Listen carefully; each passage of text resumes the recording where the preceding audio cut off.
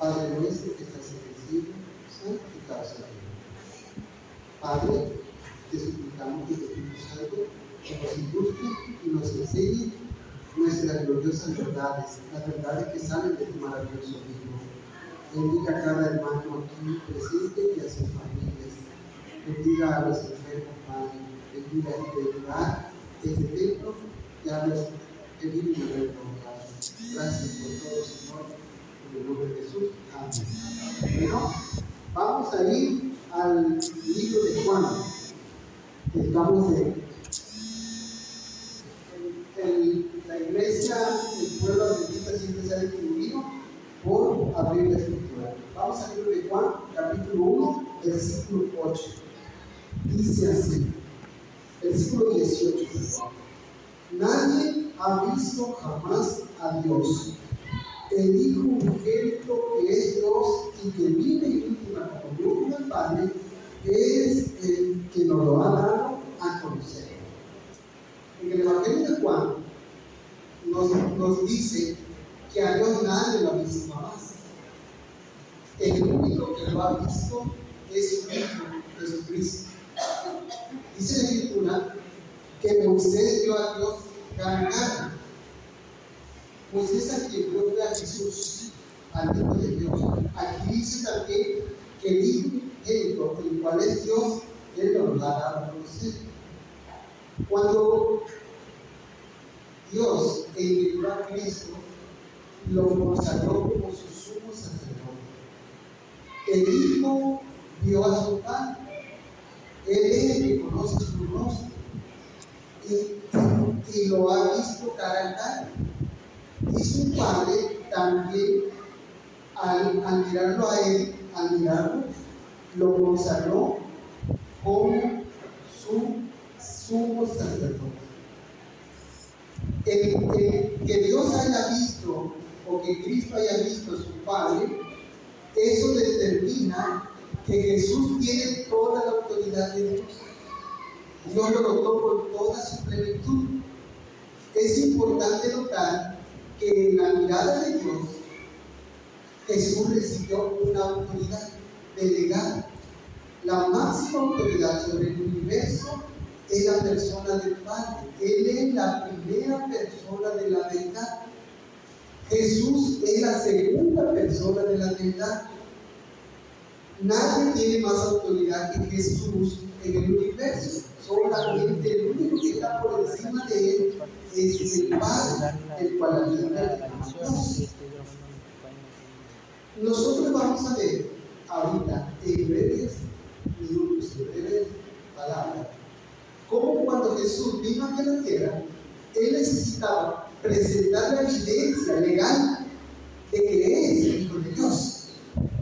No era nada más de que Él, al nacer y al empezar ya de dar la cuenta de su ministerio, Él iba a llamar a unas personas para que delante de Él corrieran y dijeran: este es el Mesías, este es el Hijo de Dios. Jesús lo hizo eso, porque Él tenía que presentar una evidencia legal, una evidencia conforme a la ley, a una ley ya establecida. Entonces Jesús iba a presentar esa evidencia. Entonces, vamos al libro de Hebreos, en el capítulo 4. El libro de Hebreos, capítulo 4. En el versículo, Hebreos, capítulo, lo acabamos de pasar ahorita. El versículo 14 dice así: Jesús, el Hijo de Dios, es nuestro gran sumo sacerdote que ha entrado en el cielo. Por eso debemos seguir firmes en la fe que profesamos, pues nuestro sumo sacerdote puede compadecerse de nuestras debilidades, porque Él también estuvo sometido a las mismas pruebas que nosotros, solo que Él jamás pecó. Acerquémonos pues con confianza al trono de nuestro Dios amoroso, para que Él tenga misericordia de nosotros y en su bondad nos ayude en la hora de necesidad. Bueno, por favor, ¿puede poner la diapositiva, hermano? El tema titula, el nombre que tiene es Cristo, nuestro divino sumo sacerdote. Se titula El traspaso sumo sacerdotal de Juan Bautista y de la iglesia judía hacia Cristo. Bueno, la iglesia judía se había prostituido, era el pueblo de Dios. La Biblia dice del pueblo judío, dice así: ustedes eran mi pueblo anterior, mi pueblo de antes. La iglesia judía había traicionado a Dios, ya no era su representante de Dios. Ellos habían inventado máximas y doctrinas de hombres que no tenían sustento en la Biblia. Por ejemplo, una de las cosas que ellos decían era que el sábado solo se podía caminar 1000 pasos. Imagínense el problema en el que las personas del pueblo se metían cuando ya llevaban 999 pasos.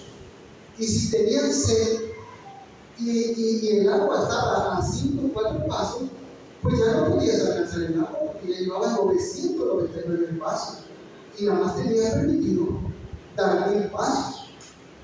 Quizá un niño pequeño venía, pues él te pasaba el agua. Como era un niño inocente, pues ya vas a tomar agua, porque si no, no hubieras tomado. Te tenías que quedar quieto cuando ya llegabas al paso 1000.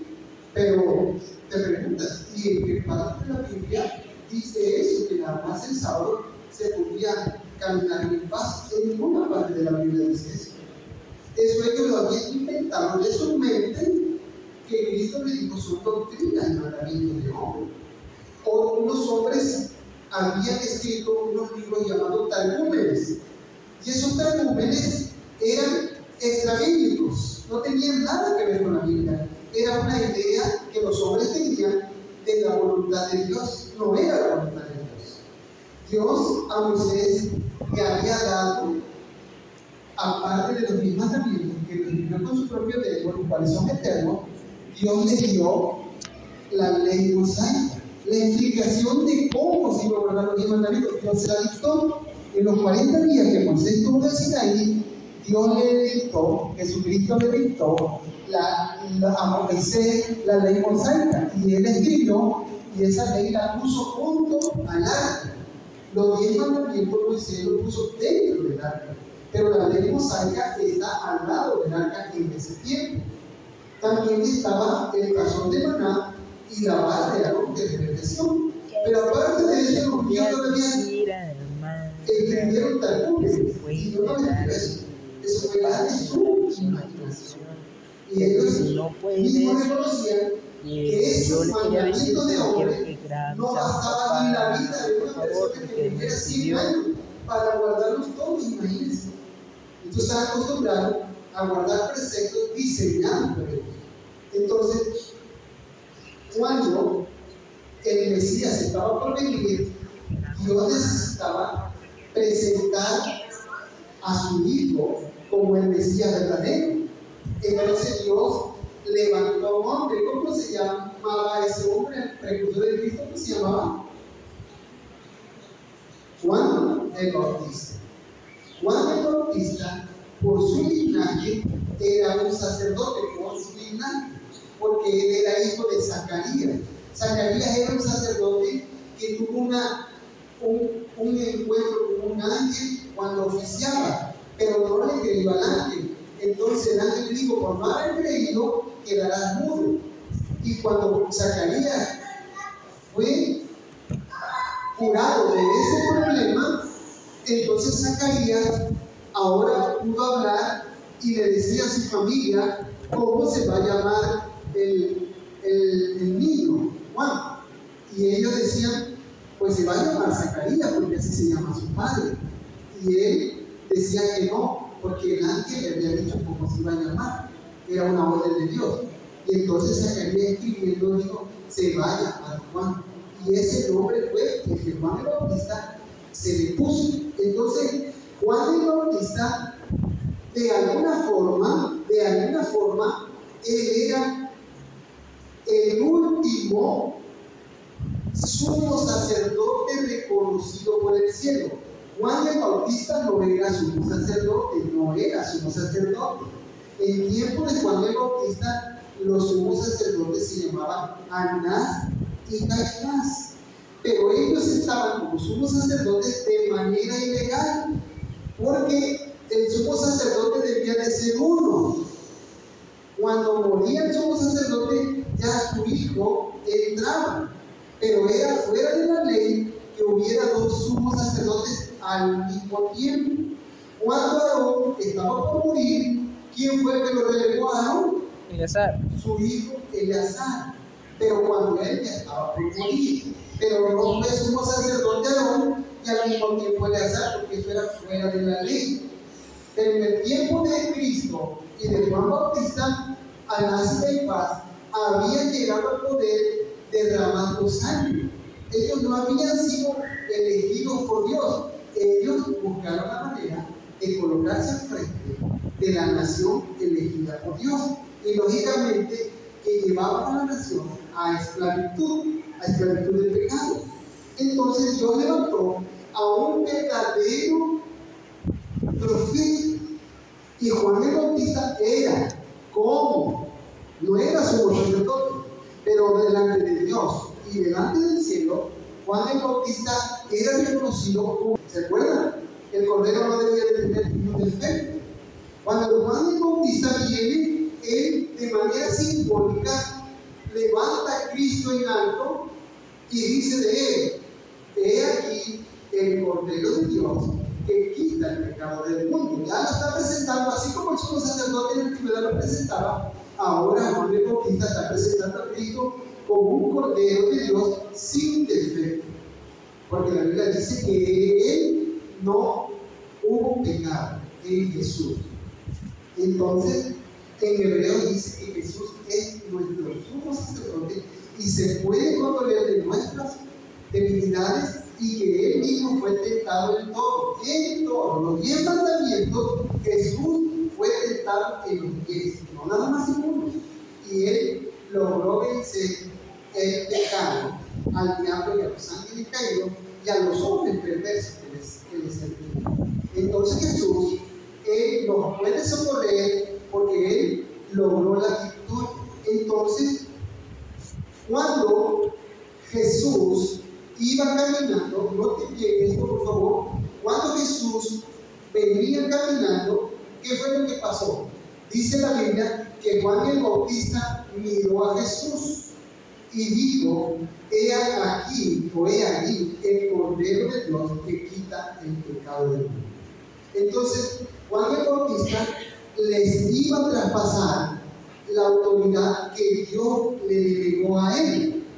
Cuando los españoles vinieron aquí a la Nueva España, que no se llamaba Nueva España, tampoco se llamaba México, sino a estas tierras de este lado del gran océano, los españoles vinieron y habiendo ya sido conquistada estas tierras, los españoles vieron quienes se veían con autoridad entre los nativos de esta tierra, y entonces hombres importantes del ejército español llamaron a los que ellos consideraban líderes y les entregaron una vara. Las personas antiguas de nuestro pueblo recibieron una vara que simbolizaba delegación de poder. Esa vara, ellos tenían una autoridad delegada. Cuando Moisés fue enviado por Dios, Moisés recibió una vara, ¿sí o no? Esa vara simbolizaba un poder delegado por parte de Dios. Entonces, vamos a ver el video a donde Juan el Bautista bautiza a Cristo. Es el más corto, por favor. ¿Me puedes mostrar los 3 videos para que me diga yo cuál de esos? Son pequeños los videos. En ese video se ejemplifica el momento en que Juan el Bautista bautiza a Cristo. Cuando Juan el Bautista bautiza a Cristo, Juan el Bautista le está haciendo un traspaso sumo sacerdotal, porque Cristo no es el otro, es otro, es un mejor. Ese es mal. El otro, ese no. El tercero. Ese, por favor, quisiera que lo vieran y mientras lo miran, yo voy a comentar esto. ¿Puedes subir el volumen, por favor? Juan recibe el bautismo, Jesús recibe el bautismo de Juan, Mateo 3, 13, 17. ¿Le puedes subir el volumen, por favor?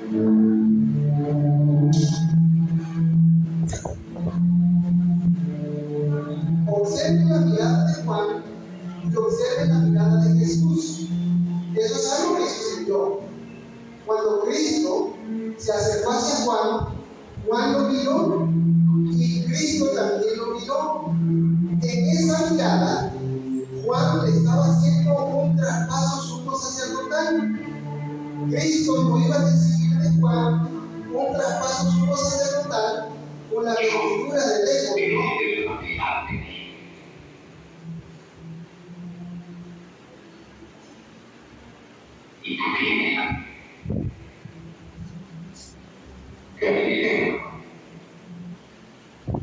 ¿Ok?